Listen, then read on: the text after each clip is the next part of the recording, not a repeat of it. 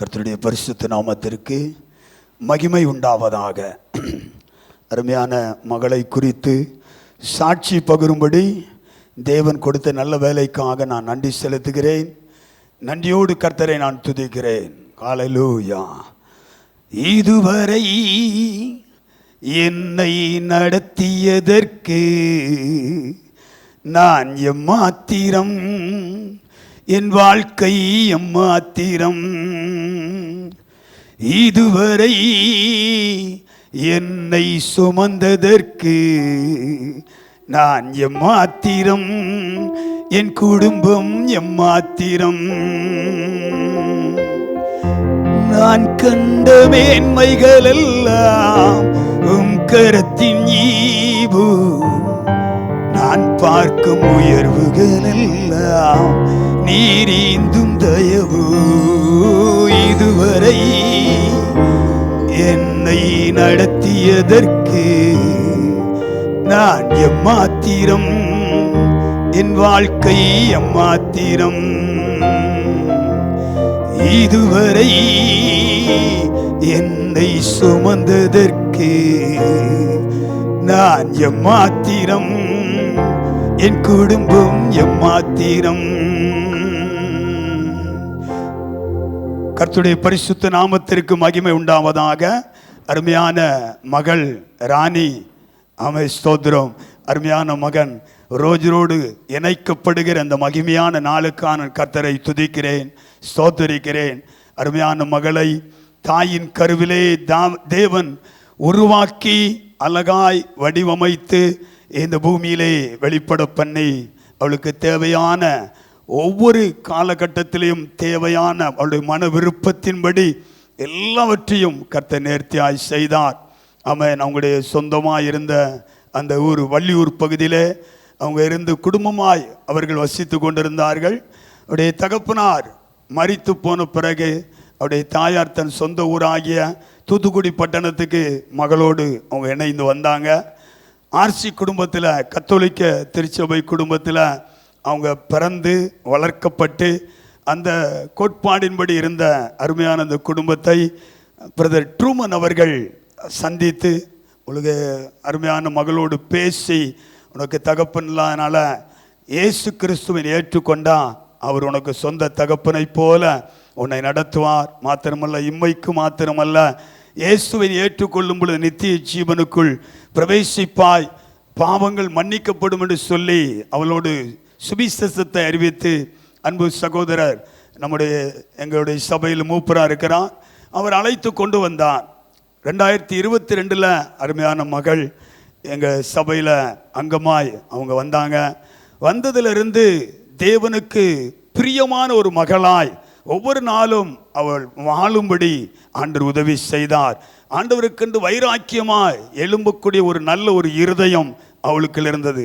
3 காரியங்களை அவளிடத்தில் ஆண்டவர் ஸ்தோத்திரம் பார்க்கும்படி வைத்தார். முதலாவது, கொரிந்தியர் புஸ்தகத்தில் இருக்கிறது, விசுவாசம், நம்பிக்கை, அன்பு 3 பெரியது, இவைகளில் அன்பே பெரியது சொல்லப்பட்டிருக்கு. ஆகவே அவளிடத்தில் நான் பார்த்த முதலாவது காரியம், ஆமென், அன்பு நிறைந்த ஒரு மகள், அன்போடு அவள் பழகுகிற ஒரு மகள். சபைக்குள்ள எங்கள் திருச்சபையில் ஒரு 50 நபர் இருக்கிறாங்க. யாரு கூட அவளுக்கு மனத்தாங்கள் கிடையாது. யாவரோடும் சமாதானமாய் இருங்கள் என்று எழுதப்பட்டிருக்கிற வசனத்தின் அடிப்படையில் யாவரோடும் மகிழ்ச்சியாக இருந்து சந்தோஷமாய் ஒரு குழந்தை போல பழகுகிற நல்ல அனுபவம் உள்ள ஒரு மகள். அதற்கான கர்த்தரை துதிக்கிறேன். 2வது, ஜெபிக்கிற ஒரு மகள். ஆண்டவருடைய சமூகத்தில் ராக்காலங்களிலே 2 மணி வரைக்கும் இருந்து ஜெபிக்கிற, அப்படிப்பட்ட விழித்து தேவ சமூகத்திலே காத்திருக்கிற ஒரு மகள்.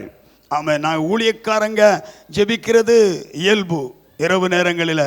ஆனால் சனிக்கிழமை இரவில் சண்டே சர்வீஸுக்காக ஆயத்தப்பட்டு நாங்கள் ஜெபித்து கொண்டிருப்போம் ஒரு டீமாய்.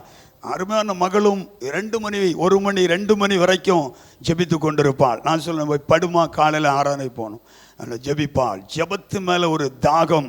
அதுபோல் கிராம ஊழியங்கள், சுவிசேஷ ஊழியங்களுக்கு எங்களோடு இணைந்து வருவான். வரும்பொழுது ஒவ்வொரு வீட்டு டோர் தட்டி அங்கே டிராக்ஸை விநியோகம் பண்ணுகிற ஒரு நல்ல ஒரு மகள். சுவிசேஷனுடைய பாதங்கள் மலைகள் மேல் எவ்வளவு அழகா இருக்கிறது என்று வேதம் சொல்கிறபடி அவன் சுவிசேஷ தாகம் உள்ளவள். அவன் மூன்றாவது காரியம் பார்த்தீங்கன்னா, அவன் கற்றுக்கொண்ட சத்தியத்தில் நிலைத்திருக்க வேண்டும் என்கிற வைராக்கியம் அவளுக்குள்ள இருக்கிறத நான் பார்த்தேன். தீமோத்தேயுக்கு அப்போஸ்தலனாய் பவுல் சொல்லும் பொழுது, நீ கற்றுக்கொண்டதில் நிலைத்திரு அப்படி சொல்றார்.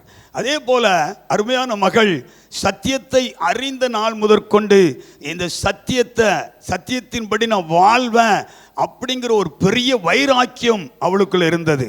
வீட்டில் யாரும் கிடையாது, ஒரே ஒரு மகள், தாய் மட்டும்தான், தகப்பன் கிடையாது. அவன் நினைத்தா எப்படியோ வாழலாம். அவன் இந்த பொல்லாத உலகத்தில் நிறையா லவ் பண்ணுறாங்க, அப்படிப்பட்ட எதனாலும் செய்யலாம். ஆனால் தேவனுக்கு பயந்து ஒழுக்கமாய் வாழ்ந்து ஆண்டோடைய நாமத்தை மகிமைப்படுத்தி தனக்குன்னு ஏற்ற துணை வருகிற வரைக்கும் அவள் ஜெப நிலையோடு ஊழியக்காரங்களோடு சபை மக்களோடு இணைந்து செயலாற்றி அவள் கீழ்ப்படிந்து இருந்ததுனால தான் அருமையான மகன் ரோஜரை கர்த்தர் கொடுத்தார். அல்லேலூயா. அவன் நல்ல ரோஜர் தம்பி, அவன் என்னுடைய மருமகன் தான். அவன் ஸ்தோத்திரம். நல்ல சிறு வயதிலிருந்து நான் தூக்கி வளர்த்த ஒரு மகன், நல்ல ஒரு அன்பு நிறைந்த மகனை கணவனாய் ராணிக்கு ஏற்ற துணையாய் கர்த்தர் கொடுத்தார். அல்லேலூயா. அவன் அவங்களுடைய தாயார் அவங்க கத்தோலிக்க திருச்சபையில் இருக்கிறதுனால கத்தோலிக்க திருச்சபையில் அநேக அலைன்ஸுகளை அவங்க கொண்டு வந்தாங்க.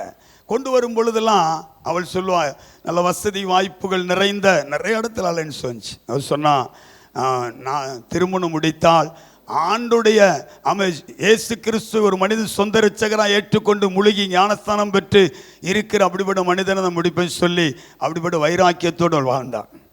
அதனால் ஏற்று துணை ஆண்டவர் கொடுத்தார். வந்து அலைன்ஸை விட்டான். சொன்னேன், நான் கூட சொன்னேன், இப்போ உங்கள் அம்மா சொல்கிறாங்களே இப்படி என்னன்னு கேட்டேன்.